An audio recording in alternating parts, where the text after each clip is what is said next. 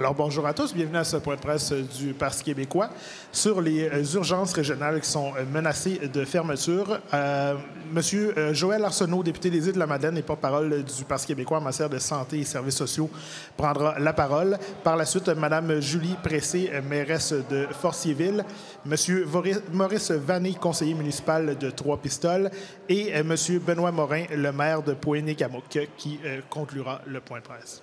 Merci beaucoup. Alors, aujourd'hui, j'ai avec moi des élus de Trois-Pistoles, de Fortierville et de Pointe-Égamook, trois municipalités qui ont un point en commun, c'est-à-dire qu'elles se battent pour sauver leurs services de proximité en santé, pour sauver leurs services d'urgence.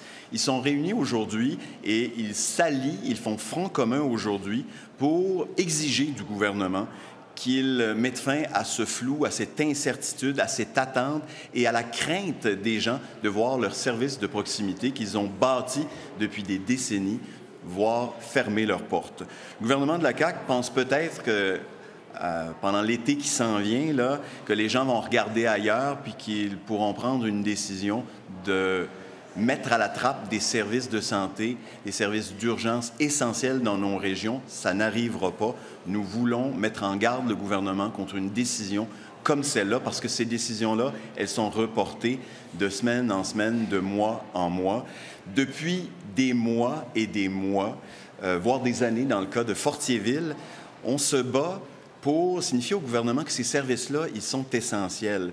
On a tenu des manifestations, des rassemblements, des pétitions ont été signées pour chacune des municipalités, pour chacun des services d'urgence. Chaque fois, le gouvernement nous a dit on n'a pas l'intention d'aller de l'avant avec des fermetures. C'est toujours ouvert, sans jamais donner les assurances et mettre les moyens en place pour s'assurer que ces services-là soient maintenus. On laisse aller les choses. Parfois, on ferme quelques heures le soir, quelques heures la nuit, quelques heures la fin de semaine. Et ce qu'on sait, c'est qu'une fois que par attrition, on a réduit des services de santé dans nos régions, plus jamais on arrive à rétablir ces services-là.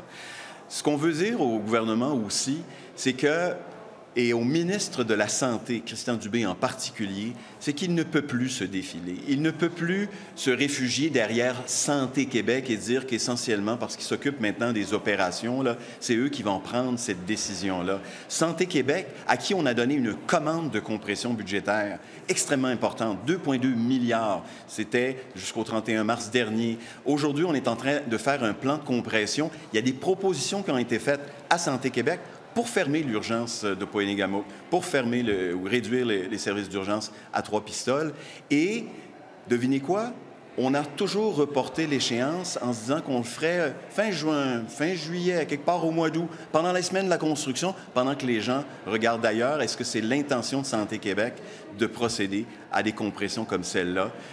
Ce serait absolument irrespectueux, irresponsable, et on ne laissera pas les choses aller de cette façon-là. Et on demande au ministre de donner la commande à Santé Québec de ne pas aller de l'avant avec un geste radical comme celui-là. L'autre élément, évidemment, c'est que ces services-là sont essentiels et que d'autres, avant ces municipalités-ci, ont dû se battre jusque devant les tribunaux. Je pense à Rivière-Rouge. La seule urgence dont on a pu assurer le maintien pour les mois et les années à venir, c'est l'urgence de Rivière-Rouge. Pourquoi? Parce que les gens se sont battus devant les tribunaux. Le gouvernement a investi des fonds publics dans les cabinets d'avocats pour tenter de faire plier les gens qui étaient mobilisés et de leur imposer des coupures de services plutôt que d'investir cet argent-là dans les soins de santé. Est-ce que c'est ce qu'on donne comme option aux gens ici, d'aller en cours, poursuivre le gouvernement pour obtenir des services auxquels on a besoin? C'est une très mauvaise façon de faire, une très mauvaise utilisation des fonds publics. Il ne faut pas y arriver là. Et la façon de l'éviter, c'est de donner une réponse claire comme quoi ces services-là, ils sont essentiels, ils sont là pour rester. Je vous laisse maintenant en compagnie de la mairesse de Fortierville, Mme Pressé. Bonjour tout le monde. Monsieur le député, Monsieur le maire, Messieurs les conseillers, chers citoyens de Fortierville, du centre du Québec et tous les gens qui vivent dans la ruralité québécoise, Je tiens premièrement à remercier M. Arsenault qui nous a invités à joindre nos voix pour dénoncer encore une fois l'injustice et l'iniquité dans l'accès aux soins de santé en région. Comme mes collègues ici présents, je parle au nom d'une communauté inquiète et excédée. Les gens de Fortierville et des régions sont tannés de se sentir comme des citoyens de seconde zone. Le 30 mai dernier, nous étions 500 dans la rue. 500 personnes qui manifestent à Fortierville, c'est beaucoup de monde. Particulièrement quand il y a également une vingtaine d'élus provenant de 6 MRC différentes et de 2 régions administratives. C'est très significatif. Des mères, des pères, des grands-parents, des jeunes, des professionnels de la santé, tous réunis pour dénoncer la coupure de services, tous réunis pour dire que l'urgence est nécessaire. Le cas de Fortierville n'est pas unique. Aujourd'hui, aux côtés de M. Arsenault, de M. Morin, de M. Pelletier et de M. Vanney, je me joins à une lutte qui dépasse les frontières de Fortierville. C'est la lutte de toutes les régions du Québec. Une lutte pour l'équité, la dignité et la justice. On ne demande pas la lune, on demande la base. Nous savons qu'il y a un manque de ressources et d'effectifs. Le gouvernement nous le répète sans cesse. Mais face à la situation, le gouvernement doit choisir de concentrer les ressources. Le gouvernement choisit de concentrer les ressources dans les grandes villes.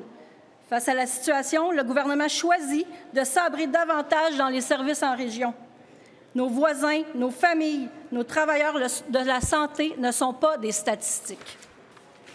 Il y a parmi eux et parmi elles des gens qui ont peur.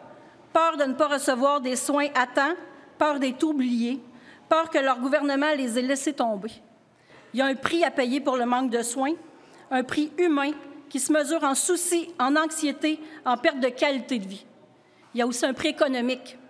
Pour se faire soigner, nos citoyens doivent prendre congé, assumer des dépenses de déplacement, de séjour. Le manque d'accès aux soins, c'est aussi un repoussoir pour les entreprises et pour les familles. Il y a un impact sur la vitalité de nos régions. L'iniquité dans l'accès aux soins, dans la distribution des soins, ça devient une sorte de taxe supplémentaire sur les régions. Les Québécois doivent être traités avec équité, qu'ils vivent à Montréal, Québec, Fortierville, Ponegamook, Trois-Pistoles. Aujourd'hui, nous unissons nos voix parce que les municipalités rurales veulent être entendues. Nous faisons front commun pour dire que nous avons des solutions concrètes. Elles ne demandent que de la volonté politique. Nous voulons que cesse cette lente asphyxie de nos services de santé. Les régions méritent mieux et les Québécois et les Québécoises des régions méritent mieux. Merci. Merci.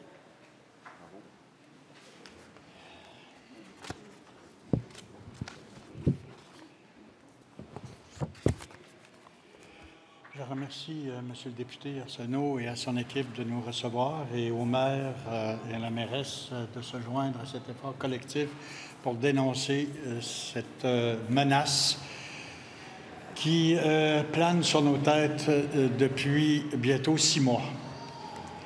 Je suis ici pour dénoncer les menaces de coupure de service de notre urgence à Trois-Pistoles et le manque de transparence entourant une décision à venir qui sonnerait la fermeture de ces services essentiels de nuit et de fin de semaine.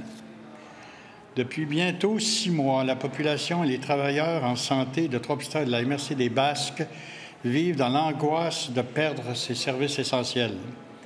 Depuis 6 mois, la population a tenté de faire comprendre que ces coupures sont contre-productives et inacceptables. Depuis 6 mois, des résolutions des villes et villages de la MRC des Basques, des villes de Rimouski et de Rivière-du-Loup, une pétition de plus de 6 000 signatures présentées en ces lieux mêmes, des démarches auprès de nos élus, 2 demandes d'accès à l'information sont restées vaines, sourdes oreilles, silence. La menace de perdre ces services au risque de nuire à la santé de notre population et même au risque de perte de vie pour des personnes nécessitant une prise en charge rapide. Ces dangers sont bien réels, sont d'autant plus réels que la population de l'AMRC des Basques montre la proportion la plus élevée de personnes âgées de tout le Québec. On parle de 25 % de plus de personnes âgées dans l'AMRC des Basques que dans le reste de la province. On menace ici la frange la plus fragilisée. La solution envisagée serait de transférer les patients nécessitant des soins urgents une prise en charge rapide vers des centres hospitaliers voisins en ambulance. Or, il est connu que ces urgences de ces centres hospitaliers débordent largement leur capacité à l'heure actuelle. Il est aussi connu que les services ambulanciers qui serviraient à affecter ces transferts sont déjà au bord de la rupture. On en a entendu parler dans les médias. Nous aimerions comprendre la logique derrière ces décisions à venir, semble-t-il. Pour lutter contre les déficits budgétaires du système de santé, on propose une opération, selon nous, à bénéfice nul. En effet, transférer les coûts épargnés en fermant nos services ne ferait que déplacer ces coûts-là vers d'autres colonnes comptables. Débloquer sa cour en nettoyant sa neige sur le banc de neige des voisins n'est pas la meilleure solution à prendre. Merci beaucoup.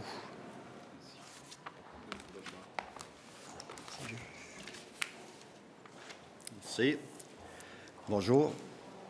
Bonjour, M. Arsenault. Merci pour votre invitation de nous permettre de prendre la parole au nom de la Ville de Pont-Négamouk. Madame la mairesse de Trois-Pistoles, Monsieur le conseiller de... Madame la mairesse de Fortierville, Monsieur le conseiller de Trois-Pistoles, Gilles, conseiller à la Ville de Pont-Négamouk.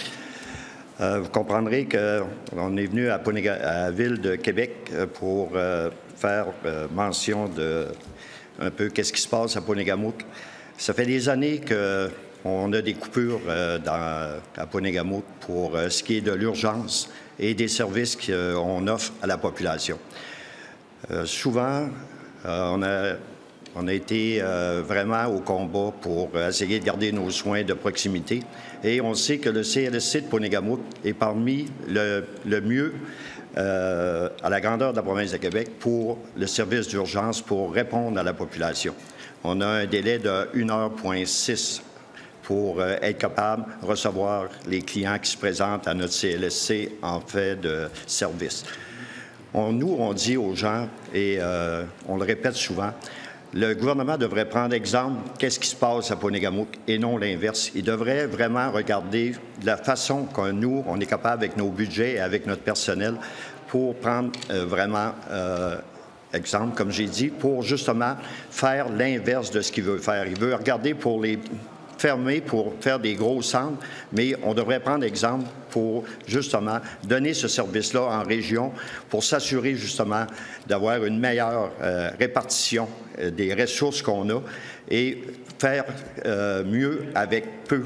Peu parce que vraiment, nous, on est vraiment au minimum. C'est une question aussi de vie. OK, de vie et de mort, parce qu'on est vraiment éloigné des grands centres. Et si jamais on aurait coupure à Pont-Négamouk, bien, c'est les minutes qui comptent le plus, c'est vraiment les premières minutes. Et nous, on sait que si jamais une personne se présente à l'urgence, bien, on est capable de sauver des vies et on l'a prouvé à plusieurs reprises. Puis c'est pas un service d'ambulance qui va permettre justement de sauver ces vies-là. Donc, nous, ce qu'on veut, on veut garder nos services de proximité, puis on va se battre corps et âme pour garder nos services. Et c'est ce qu'on dit surtout au CI3S du Bas-Saint-Laurent et aussi à service à Santé Québec. Et c'est pour ça qu'on est ici ce matin, parce qu'on a dit qu'on allait faire tout ce qui était dans notre possible pour le faire. On a, nous aussi, une pétition qu'on a signée, parce que là, on a commencé par nous prendre des ressources pour combler des postes. Puis ça, c'est pas une solution qui est viable. Parce que les gens qui travaillent dans notre CLSC sont fiers de travailler pour nous, travailler à Pont-Négamouk et de donner notre temps et de garder les services qu'on a. Et c'est pas en déshabillant Jacques pour habiller Jean qu'on va régler les problèmes. Vraiment, on a des solutions autres que ça et on l'a prouvé sur un comité sur lequel on travaille. Puis on va continuer à travailler avec le gouvernement pour aider justement à trouver des solutions. Mais il faut vraiment aussi s'assurer de continuer à garder nos services de proximité pour pouvoir continuer à donner ces services-là. C'est ça qu'il faut. C'est de travailler ensemble à trouver des solutions et non de couper. Puis de couper justement pour des des économies de chandelle, comme on dit, là, c'est pas ça qui va régler les solutions. Et puis, les services de base, c'est vraiment ça qui est essentiel pour les gens, puis garder nos services qu'on a présentement. Puis je vous remercie de nous avoir écoutés. Puis j'espère que le gouvernement ne fera pas des choses à l'encontre des citoyens et des citoyennes, puis de prendre des moyens, justement, comme on a dit. Puis c'est ensemble qu'on va être plus fort. C'est pour ça que ces municipalités-là, on va se tenir et on va se battre jusqu'au bout pour garder nos services. Merci beaucoup. Alors, nous allons être prêts à prendre des questions. C'est bon? Parfait. Alors, c'est ce qui va conclure le point de presse du Parti québécois. Merci. C'est bon, merci. Merci.